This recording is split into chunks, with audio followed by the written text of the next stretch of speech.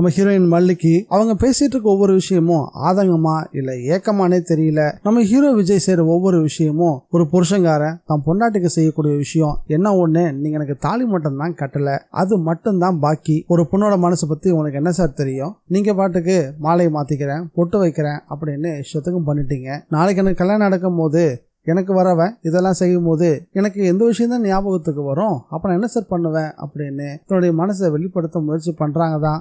ஆனா இது விஜய்க்கு புரியல.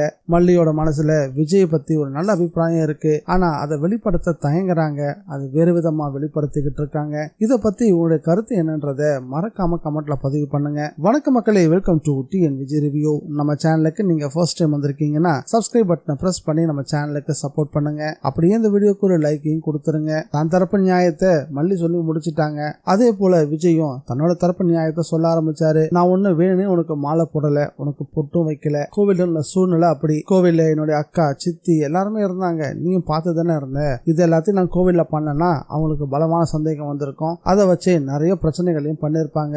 அந்த சூழ்நிலை நமக்கு வேணாம் அப்படின்றதுக்காக தான் நான் கோவில் அப்படி நடந்துகிட்டேன் அப்படின்னு சொன்னவரு, நான் வேணா உங்கள்கிட்ட மானசீகம் மன்னிப்பு கேட்டுக்கிறேன் அப்படின்னு சொல்லி மல்லியை சமாதானப்படுத்தினாரு. மறுநாள் காலையில இருந்து மல்லி ரொம்பவும் கண்டிப்போட வெண்பாவை நடத்த ஆரம்பிச்சாங்க. தூக்கம் களையறதுக்கு முன்னாடியே வெண்பா வெளியே கூட்டிட்டு போயிட்டு 50 ஸ்கிப்பிங் பண்ண சொன்னாங்க. நல்லா பனி பெஞ்சிட்டு இருக்கு, அவசியம் வெண்பா ஸ்கிப்பிங் ஆடிதான் ஆகணுமா அப்படின்னு வெண்பாக்கு சப்போர்ட் பண்றதுக்காக அம்பிகாமாவும் கூடவே ரஞ்சிதாவும் வந்தாங்க. என்னடி பண்ணிக்கிட்டு இருக்க அப்படின்னு கேட்டதுக்கு அம்பிகா அம்மாவை ஒரு பொருட்டா கூட கண்டுக்கவே இல்லை. ஸ்கிப்பிங் முடிச்சதுக்கு அப்புறம் தூங்க போறோன்னு சொன்னாவில, உடனே குளிக்க போகணும் வா அப்படின்னு பாத்ரூமுக்கு கூட்டிட்டு போனாங்க. அங்க போய் வெண்பா வெந்நீர்ல குடிக்கிறேன்னு சொன்னதுக்கு இல்ல பச்சை தண்ணீர் தான் குடிக்கணும்னு கட்டாயப்படுத்த ஆரம்பிச்சுட்டாங்க. இங்க பாரு சித்தி குடும்பம் பண்ணிக்கிட்டு இருக்கா, நீயும் பார்த்துட்டு சும்மா இருக்க அப்படின்னு விஜய் கிட்ட அம்பிகா அம்மா சொன்னதுக்கு மல்லிக்கு சப்போர்ட்டாவே தான் விஜய் பேசிக்கிட்டே இருந்தாரு. குளிச்சு முடிச்ச பிறகு ஒரு கஷாயத்தையும் கொடுத்து கம்பல்சரி அதை குடிச்சு முடிக்கணும்னு சொல்லி கட்டாயமும் படுத்தினாங்க.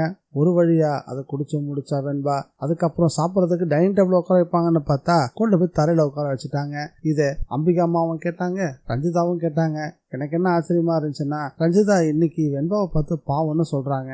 இதே ரஞ்சிதா என்னைக்காச்சும் வெண்பாவுக்கு ஆதரவா அக்கறையா ஏதாவது ஒரு விஷயம் பண்ணிருக்காங்களா?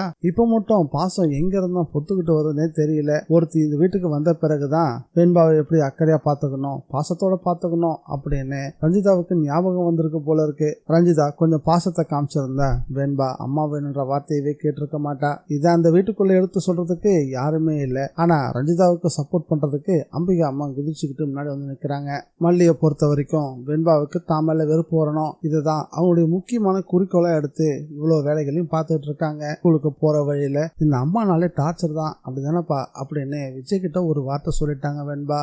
உடனே விஜய் அதை பிடிச்சுக்கிட்டாரு. வெண்பாவுக்கு அம்மா மேல வெறுப்பு வந்துருச்சு அப்படின்னு குதிக்கவும் ஆரம்பிச்சாரு. வீட்டுக்கு வந்தவரு வித்யா அம்மாட்ட விஷயத்த சொல்லி, வெண்பாவுக்கு தான் மல்லி மேல வெறுப்பு வந்துருச்சுல்ல, இதுக்கப்புறம் மல்லி எதுக்காக இங்க இருக்கணும், அவளை அவளோட ஊருக்கே போக சொல்லுங்க அப்படின்னு சொல்லிட்டாரு. வித்யா அரை மனசோட மல்லி கிட்ட சொல்லவும் அவங்களும் மூட்டை முடிச்ச கட்டிக்கிட்டு ஊருக்கும் கிளம்பிட்டாங்க. இந்த வீடியோ பிடிச்சிருந்தா லைக் பண்ணுங்க, ஷேர் பண்ணுங்க. டிஎன் விஜய் ரிவ்யூவை மறக்காம சப்ஸ்கிரைப் பண்ணி வச்சுக்கோங்க. மீண்டும் அடுத்த வீடியோல சந்திக்கலாம். Bye guys.